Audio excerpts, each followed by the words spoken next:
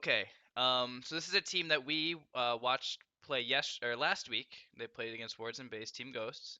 Went 1-1, and they had one of the greatest game twos I've ever seen. Unfortunately, they weren't able to close it out, but they had an insane lead. And the first game was, correct me if I'm wrong, but it was like a 15-minute GG call they forced against Wards and Base. Oh So yeah, the first game was an absolute stomp. yeah, so it's teams very in sync, great synergy, pretty wide hero pool. And as I say that, they have totally different heroes than we've saw the last two games. So it's impressive to see they kind of, yeah. I mean, there's one thing to go with the meta picks, but having like multiple heroes on multiple players, it's always very Yeah, nice to see, they right? they certainly have played for a while.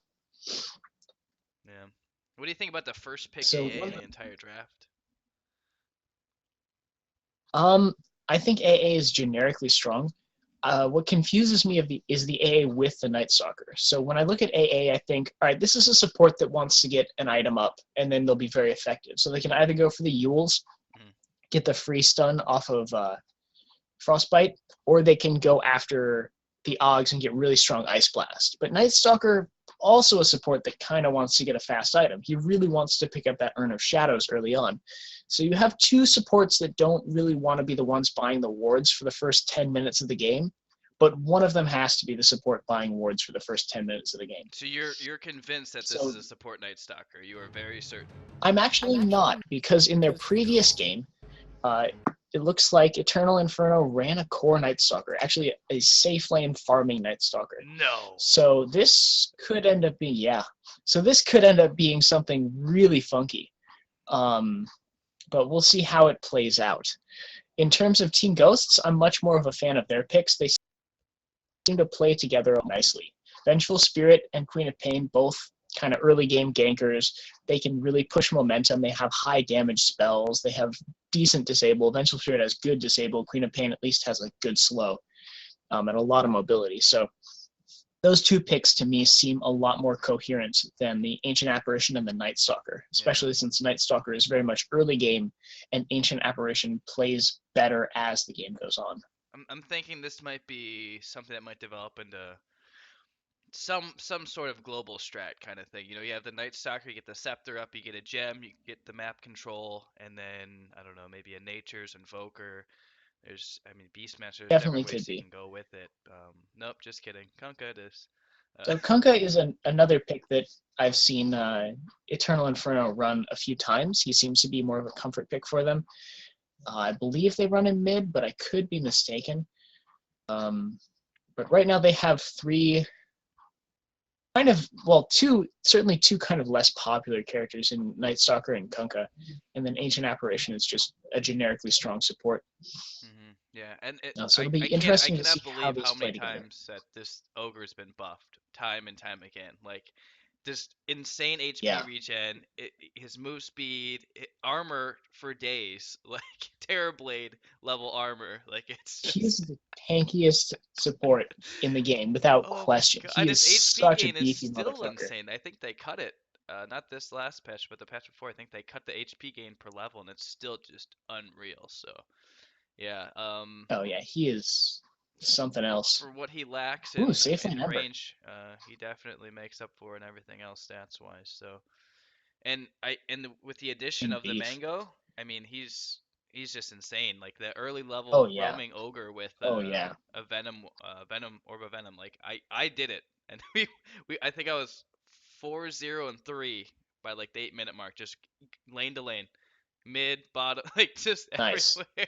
It's so effective, and Well, yeah, you get the boots on him he early, and it's brings just so really much at disruptive. level 2. Yeah, yeah, for Combination sure. of having Ignite and Fire Blast is so strong. Yeah, especially the early levels in the mid. Like most won't have their bottle at that point. And even if they do, like it's coming on the courier. So, and Yeah. even I think the only hero that's actually okay would be like a Invoker. Now that they have the change, he might be able to get a cold snap off if he has decent vision. He's able to get back. So this is a Yeah, or hero. someone like Queen of Pain who has some mobility to escape. Yeah, Oh, here we go. yeah, So Chaos this Knight. might Yeah, be a support Night Stalker.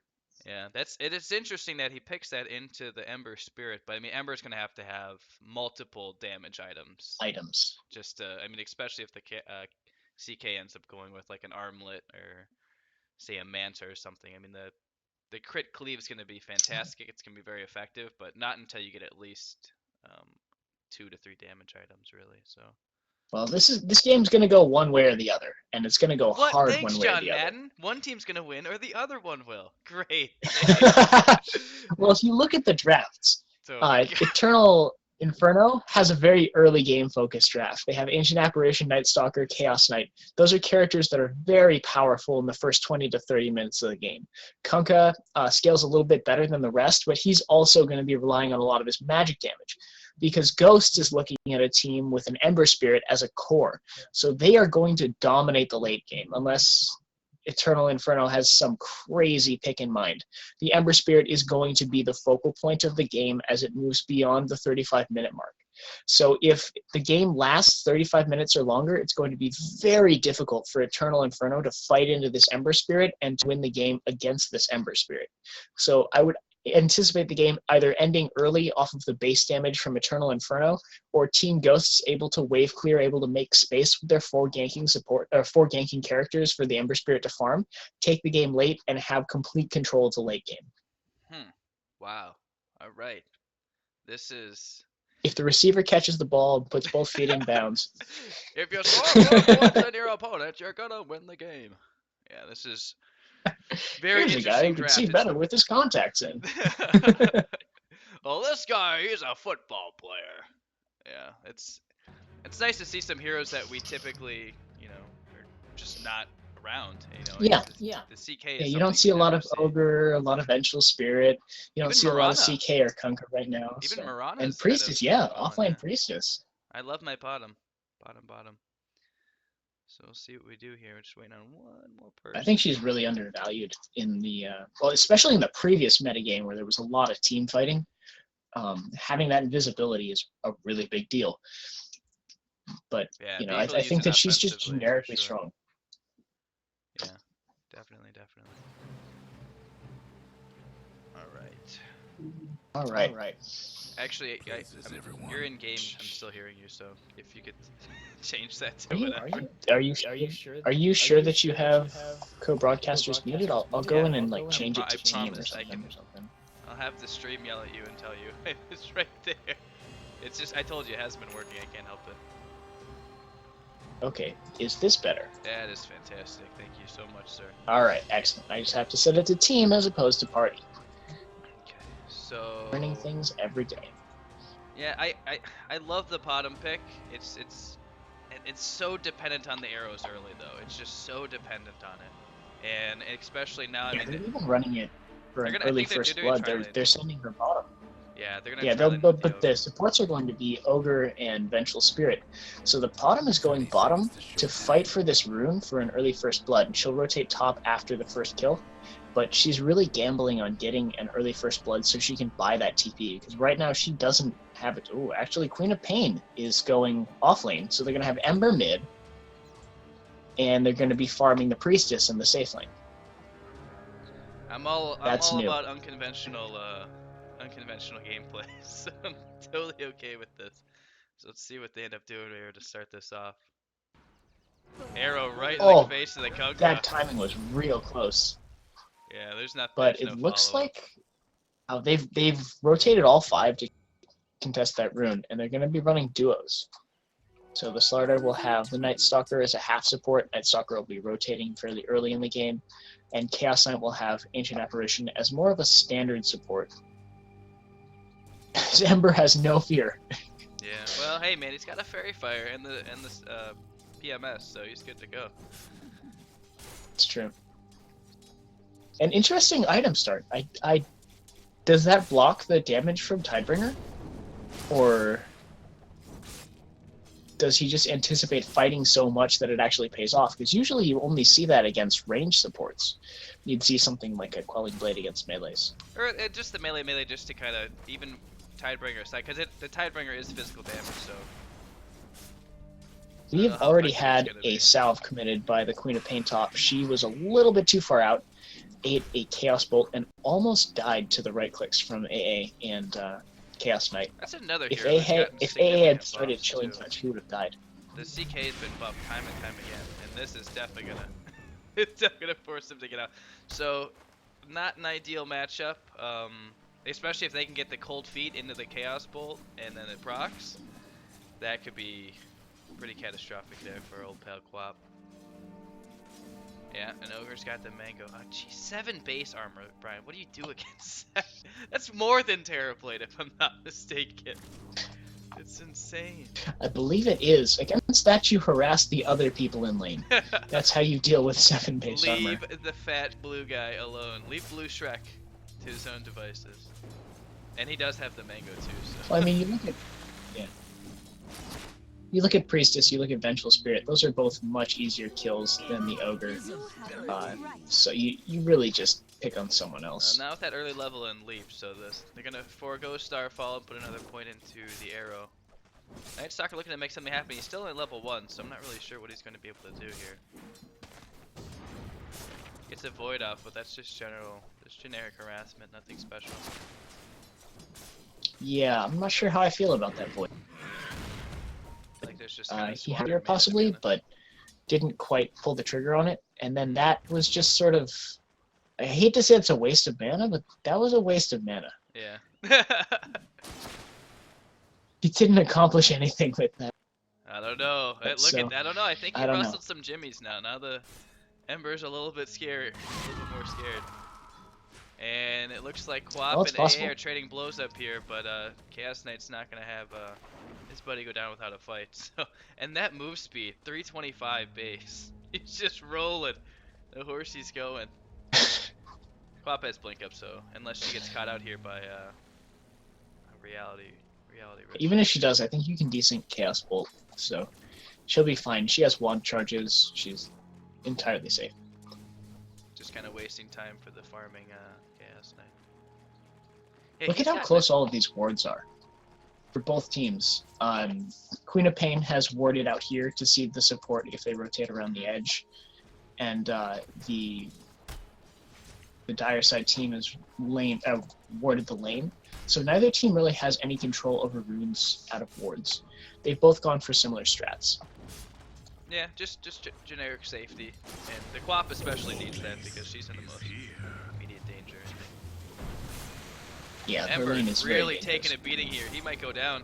He eats this very far, but it's oh my gosh, just in time. Oh, you got the first blood. Yep, the last couple seconds of the Flame Guard was just enough.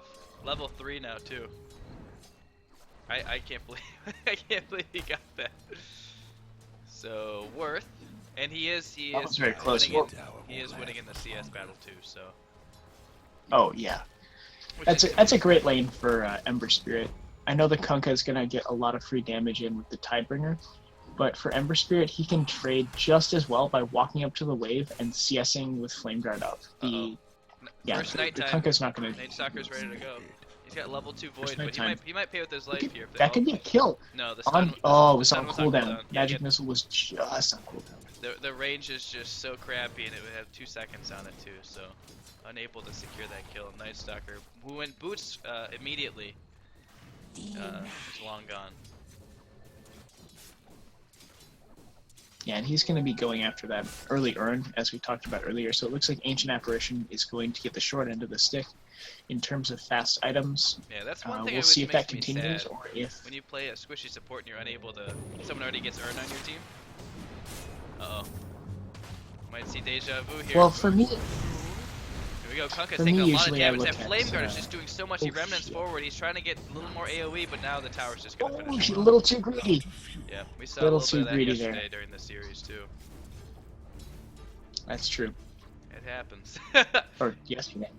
I was thinking of last week. It was like, yeah, they were a little greedy last week. Oh, yesterday. I wasn't here yesterday. No, there was that Ember Spirit who was winning convincingly in lane, and you get Flame Guard level 3, level 4, and all of a sudden you think, I got a Radiance right now. What are they gonna do to me? And then the tower ends up getting a commendation from me for being an early game MVP.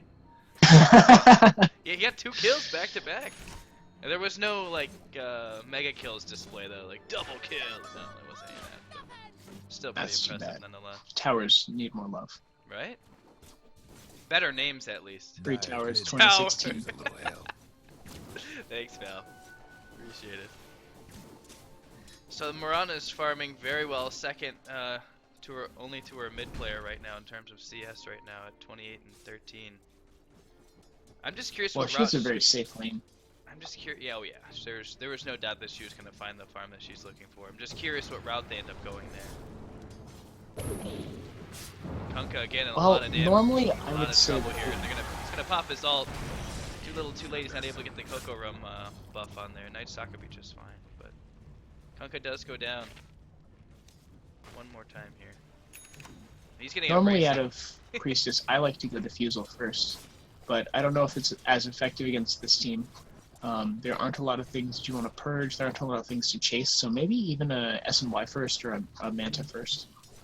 Yeah, I'm thinking eventually. I don't know if a Maelstrom's gonna be required just to help with the CK illusions. It really just depends on how farmed Ember really gets. I think Ember will be enough. He's having a very good lane. He's already at the top of the CS charts at 38.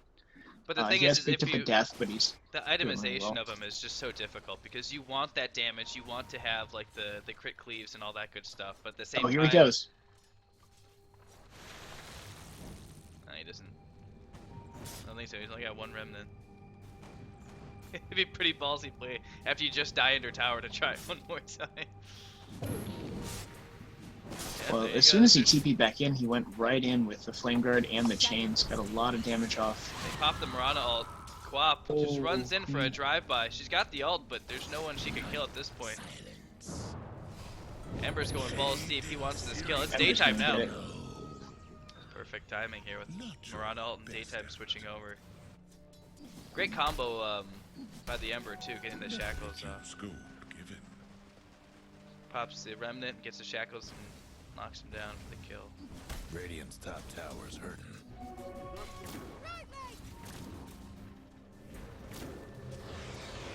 This Mirana literally Well, has I would no like to fear say here. that, yeah, I would like to say that as the Queen of Pain lost. Oh wow, this is Slaughter will definitely go down. Radiant's top tower's in bad shape. that was Ogre runs in.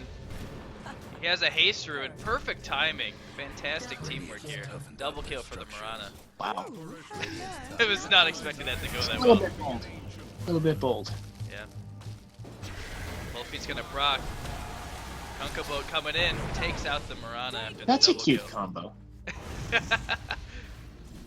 Yeah, I like that. I I did it didn't just for even think you. of that. I did it just for you. Yeah, I know. The X marks and Yeah, the the X and cold feet. cold feet. That's very cute, Brian. It's very cute.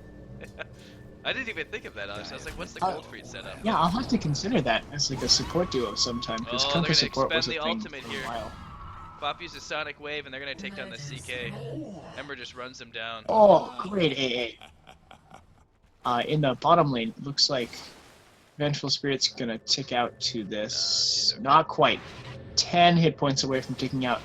They hit a Kunkka X into level 1 Torrent into AA Blast, and it just wasn't enough to kill the Vengeful Spirit. I think I was just kind of naive / ignorant when I was just thinking like what the synergy was between this lineup that they've drafted for the Dire. And now it's starting to make sense. It all basically revolves around the Kunkka. Because the X and the boat Yeah, just everything on that team. it brings builds into everything the X. together. Yeah, I like it a lot actually. I don't see Kunkka That in means pubs that- or rarely in competitive, so it's hard to remember that. Dire's mid Actually, tower's it's a pretty having good setup technical overall. difficulties. X marks only level 2 though. Well, He we'll opted- see. He opted to level up the Tidebringer first, so that's only going to get more powerful as the game goes on here. We'll see how it goes. I'm kind of questioning where the CK fits into this team, especially against the Ember. But I mean, and he's they did just pick an that right early after the game Ember too. pick that's very tanky. He can dive towers with his illusions, so maybe they just want to use him for momentum. Yeah, but he's not necessarily a real momentum based hero. I mean, you can get a few kills on him, but he just farms slowly. Like, there's no flash farm mechanic that he has.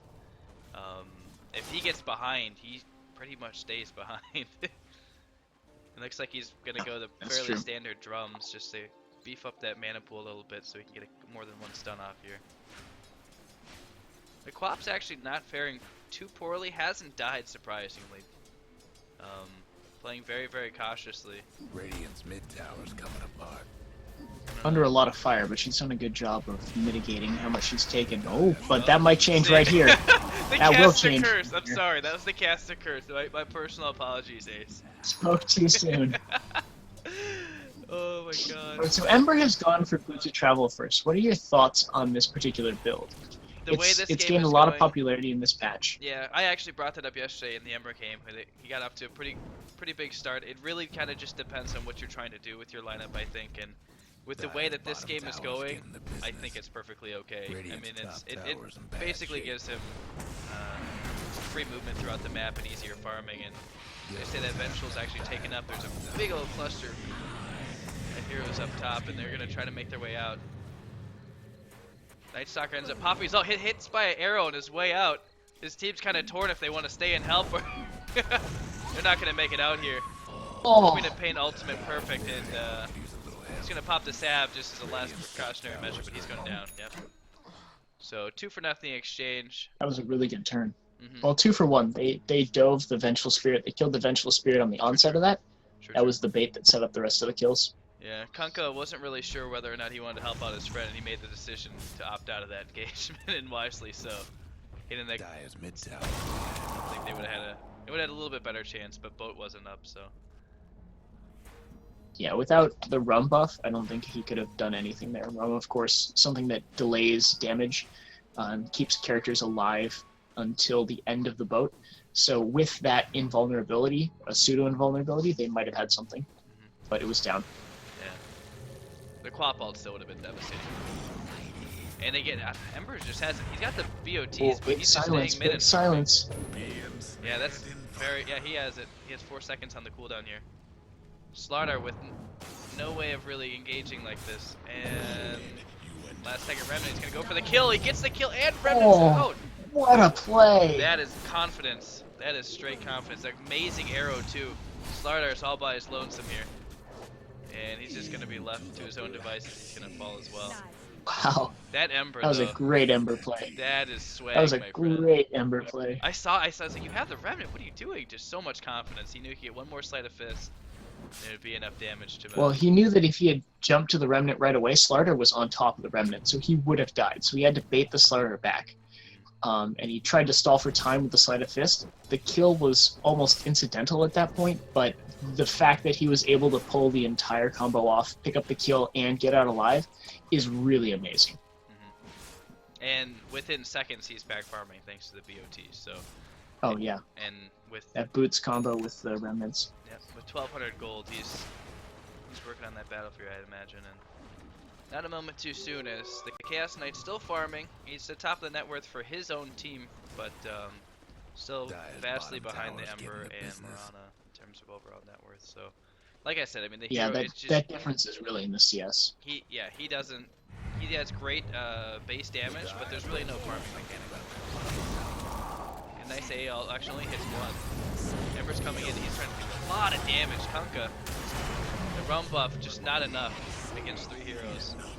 Gonna pop the dust and break Oh, the good Marana, dust. the Marana ult, but it's just there's too many heroes, too much damage. On the back end here, Chaos Knight gets taken down by the Queen of Pain. She pops Sonic Wave and takes him out as well, so 3 heroes go down, and they're gonna look to take this tower as well. Lost the top tower. Dire's mid So one big thing that people often forget about Priestess is that Dust becomes a team-wide slow, Yeah, regardless of whether you want to be invisible or not. So it is sort of a dual-edged sword, and we saw it a little bit there, but Eternal Inferno just didn't quite have enough to get that Ancient Apparition out, although the Dust Slow was a really big deal. I think if they were able to get the A ultimate onto more than one and the dust slow, I think that really would have been crippling. But Yeah, Eternal the Inferno just- AA ult came in a little bit early. Mhm. And they really just weren't able to capitalize as they weren't able to get all their heroes in position quick enough. So the Ember with his early mobility Yeah, and obviously on their Guess what's guys happening of the to Marana Dire's ult, they're able bottom to tower. move pretty quickly into position here. Speaking of Marana, oh, she's gonna Priestess get in gone. trouble. Just gotta wait for that crush. Oh, just in the nick of time, the silence wears off. And they're gonna turn this really quickly here. Ember's right in the thick of things. Kunkka boat's coming in, and that actually might be enough with the AL. Oh, boom into that's a AA, great that's AL. brutal. Doesn't hit the Ember though, that's the hero that's doing all the damage right now. The searing change Probably be enough to take out the Kunkka here. The Rum effect wears off. And he goes down. Oh, it's such a pitiful, pitiful Chaos Knight. But it's enough to scare off the Ember. At least for now, he's going to bottle charge really quickly. Remnant forward. I don't know. I don't know if that's the play. Mana, he's gonna go out. He's going to have to go balls in now. Yeah. Oh, he's staying in. Perfect. Flame Flame Guard's Guard's still still going. up, so he's gonna burn. Yeah, Flame Guard. So that's just confidence in the Ember player. And he's so far ahead at this point. Like even amongst his own teammates, he's so far ahead. And yeah, there's nothing they can even do. And this Vengeful Spirit has the biggest balls I've ever seen. She Security stayed in with kills? no health against the Chaos Knight in the fight bottom, and then she came back and stayed in against the Night Stalker, and that probably wouldn't have been a kill if she hadn't baited him in. That was a 4-for-4 exchange, Brian. Everybody died except the Ember and the Chaos Knight. Ember and the CK. Yeah, who's CK That's had to expend man. his ultimate there just to make his way out, so huge team fight, especially for this early in the game. So Slardar still no blink, so it looks like he's buying support items as well, so it's gonna be delayed a little bit longer. Am I missing something? It's not on the courier, is it? No, he's got on the support role here. He has 10 CS, so no, you're not missing Okay. anything. He's missing farm. And there's a huge arrow Oh, into the good combo stun, and there. there's no way that Slardar is able to do anything here. Kunkka in the same boat here, no pun intended. AA Blast gonna go off on They're 2. getting really good boats. They're getting really good boat into AA ults, but Kunkka is sometimes missing the Tidebringers, and that's really costing them. The Rum buff just squandered here. AA will go down as well, and this is just turning so quickly here in favor of Ghostz. This is the kind of Yeah, synergy we saw in the this is first what we game saw versus out of Wib. Coke. This is the first game of Wib almost. That's exactly what I was thinking. It's just it turned so quickly. It seems Still- even in the beginning, and all of a sudden they start to pick up a couple items, and then they just go to town. They just beat you with superior microing and team fights. Queen of Pain actually has. It's really the positioning for me. They're always in the right spot at the right time, and it's just impeccable. Orchid's finished on the Chaos Knight. Arrow's so very Oh, close. Oh that- my god. Oh, got him! Oh man, Godlike at that 18 arrow minutes. barely missed an Ember Spirit. Nah, I got this. Yeah, 8 godlike at 18 minutes in. Not bad. Seems good.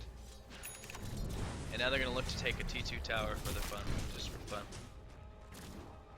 And you called it actually. Mrana does end up going for the S and Y, so use A ult just to try to. It's delay kind of the Ember. meta item.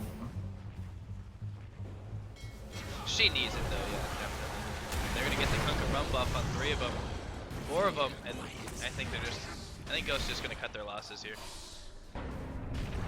He realized Yeah, that- I'm kind of surprised Ogre stayed in, honestly. There was no way to save that Vengeful Spirit. He should have just tried to leave with the rest of his team. But it's losing a support. It's not that big of a loss for Ghostz. Nope.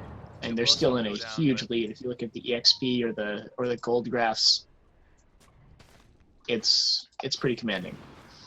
And maybe one more turn, another huge arrow, but it's 3-on-1, 4-on-1, so actually all 5 heroes I laddered down there looking to put pressure onto that T1 tower bottom, which is essentially at full health here, so Trouble brewing at Radiant's bottom. Looks like they're gonna go for a tower trade.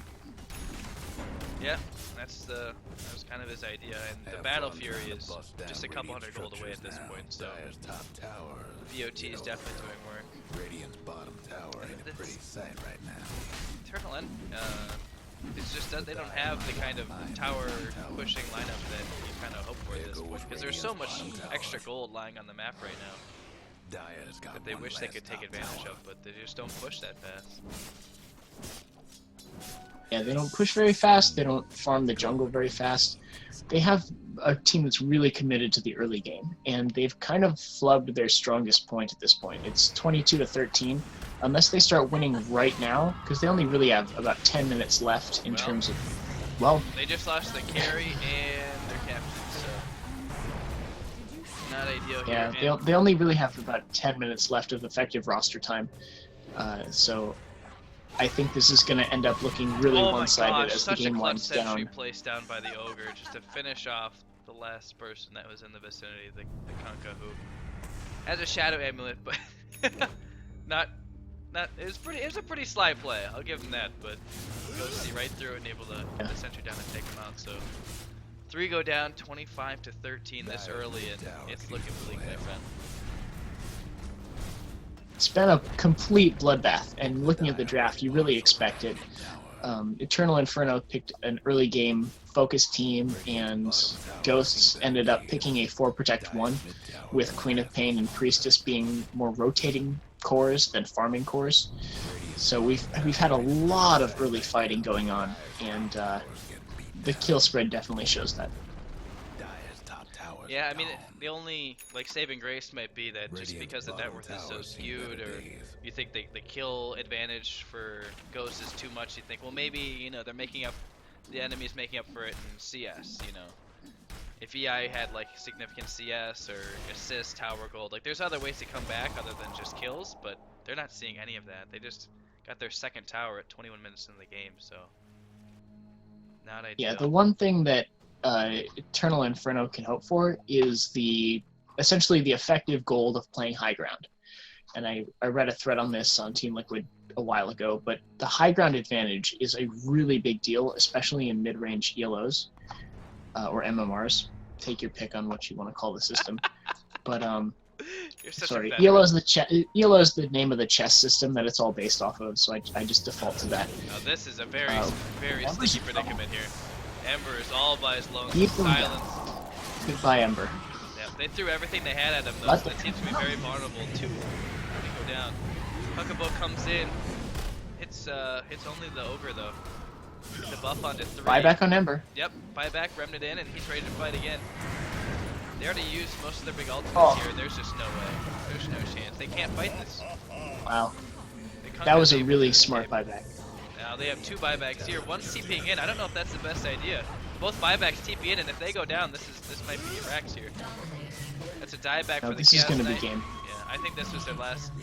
The Ember buyback was really clutch. Having that kind of knowledge to know, hey, if I buy back, we win the game. Yeah. Right? That's huge knowledge. That's huge game sense. From Eternal Inferno, they were a little bit overeager on that buyback. They weren't going to win the fight, even with the other characters coming back in. They should have just waited and sacked the tower, and played for the spawns, played for the tier 3. I'm very surprised they didn't push their advantage, and they're not going for Roche. Am I missing something here? I don't think that they want to contest Roche with AA ult up. And the Kunkka's still up, the Slarter's still up. If they hit all 3 of those big abilities, the Slarter, Blink Crush, the Kunkka Boat, and the AA ult, that could be a team wipe, it could be a throw. They're miles in the lead right now, 15 kills, ton of CS. I mean, They're confident, they're just going to cruise out their advantage. They're not going to take any risky team fights where the AoE from Eternal Inferno could come back to bite them, and they're going to play it slow and play it safe. I mean, this game is just so out of control right now. I'm actually afraid to look at the graphs. It's over 15. Yeah, as I said, it's going to be one team dominating or the other team dominating. This was not going to end in a close game. Uh-oh. Accidentally exited the lobby. Wow. Wow. This guy. Right? Exits the lobby. And now everyone gets to see how slow my computer is, too, as I try to load back in the game. No, quick, switch to the overlay. Yeah, right. Switch to Oh god, it's words and base. Switch to something else. Right? There we go. Yeah, so I just feel like the advantage That's how is the just internet so... learned about your fetishes. Scepter finish now. Poor Kunkka. He's the only one in the net worth chart that actually, because the effective, his items, he actually has 2 items completed, whereas Chaos Knight, he's just got the armlet. So. Now they're rushing. Safety warded, they're rushing. Being very, very cautious. No, they're about not. This. They know they have Just the so you know. lead, but they're being just so methodical about everything here. They're making sure they have the vision. You think that the game against wards and base is coming back in their minds, like how they had the lead in that second game and they just did not end up closing it out safely? I don't know. Do you think how that it they're could- thinking about that kind I mean, of game? this lead is very quickly approaching that lead, and I mean it's. Oh wow! Yeah, that's huge. Oh no! Oh god! Yeah, the time. Well, he dodged the Chaos Bolt with his Sleight of Fist and then remnants it out. This team's gonna need to come in here really quickly though. Oh, the quad Oh, what an ult. devastating. Starter's able to get a kill on the Vengeful Spirit, but Ember's just too strong right now. Chaos Knight gonna need an armlet toggle here if he thinks about surviving. Oh my gosh! Poor decision making, and the whole team is taken out. Ember's just too big right now, and that quaffle, my lord, Brian, that was disgusting. Wow. Absolutely That was, yeah, disgusting. she came in and blindsided the whole team. Yeah. The Ember's just so In strong terms at of this point. He items? has almost 1800 HP. He was able to distract 3 heroes while the Quap just came up and just basically, just like you said, blindsided Going them. Lincolns. He's going Lincolns for his next item, Or maybe just to a be very Scotty. safe against the Chaos Bolt No and the Scotty? silence from Stalker. You don't think it's a Scotty? No, I think it's Lincoln's. I would, if I were going a damage item, I would go for crit. I don't think Scotty gives him as much as other items do. Well, But Scotty's you were kinda like a totally happy right man. on the Priestess. Not only has she gone SMY, she's gone Maelstrom as well. So going after that attack speed and that chain lightning to deal with the illusions should that become a problem. But with the racks down already before the 30-minute mark, I don't see that being an issue. Slardar still so far away from that blink. That's all he wants right now. That's all he wants, and that really, like, I don't get me wrong, I've seen the Slardar support before. It can be very, very effective, but with this kind of lineup, I don't know. I think you want the farm on him as opposed to the Night Stalker. I mean, what does that Night Stalker really contributed? Right now, his most useful thing is his silence. That's the most use he's getting out of team fights for the most part. Yeah, the Night Stalker. Actually, the Night Stalker has farm, which is kind of confusing to me. He wasn't farming in lane. The Slardar was actually trying to farm that lane, which is why. Well, actually, They're both. yeah, They they've both have really no advanced the Night CS. Stalker. Well, I think it's more of a symptom of the fact that the whole team has nothing, as opposed to one individual has nothing. Very true. Slardar Because the actually Night Stalker is has very little. Slaughter, yeah. committing a lot here just for an ogre, and his team's coming in. Ember's ready to fight. Zamrana ult's about to end here. Great swap, but he might pay for his life. And Ventral's gonna go down. Another fantastic quap ult. And all the illusions are done for the Chaos Knight. He tries the last second armlet toggle and to no avail, so illusions proving not to be that big of an issue. Go figure. Here's a fun question. Have you ever seen a Manta style on an Ember Spirit? Yeah, The lesson was that's where he's going. There you Alright, go. I haven't seen it done, but we're about to see one now. Yep, it's mostly for the silence, and also it's pretty damn good for the split push as well. I've seen it a few times, never in the amateur league, but definitely in the professionals for sure. Not too uncommon. It's a little bit of a mix, kind of like the Scotty. You get stats, you get a little bit of damage. You know, it's kind of nice, I think, overall, the Manta, but I think It serves a similar purpose to the Lincolns because it's blocking out that primary ability that he wants to avoid, which is the really long duration of crippling fear silence. and guess what? There is a Or, gun. sorry, Blink avoid. Dagger is Avoid. now purchased on the Slardar. He can begin living his life. And now they will finally go after Rush. Yeah, they've got the team pinned in the base. All 3 lanes are fairly well pushed, so they have a lot of vision from the creeps, in addition to the ward coverage that they have. They feel very safe right now, and they're going to go ahead and pick up this Roshan. There will be no throwing today.